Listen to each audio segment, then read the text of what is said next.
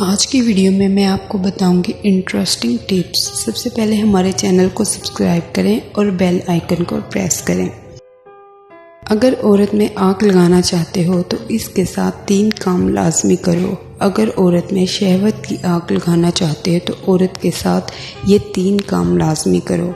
सबसे पहले उसके हाथों को चूम लो। अगर औरत में शहवत की आग लगाना चाहते हो तो इसे अपने काबू में करना चाहते हो, औरत के हाथ को हाथ में लेकर मसलते रहो और इसे चूम लिया करो, क्योंकि औरत के हाथ को चूमने से वो बहुत हसास हो जाती है।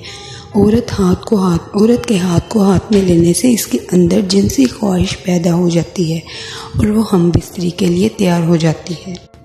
नंबर 2, औरत के होंठों को चूम लो। अगर औरत में शहवत की आग लगाना चाहते हो तो इसके साथ सोने के लिए तैयार होना चाहते हो तो इसके होंठों को चूम लो।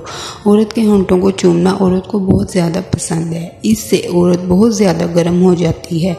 औरत के होंठों को चूमने और चूसने से औरत के अंदर शहवत बढ़ जाती है और औरत मर्द के साथ हम बिस्तरी के लिए बेताब हो जाती है, क्योंकि औरत के होंठ इसके जिस्म का हसास तरीन हिस्सा होते हैं।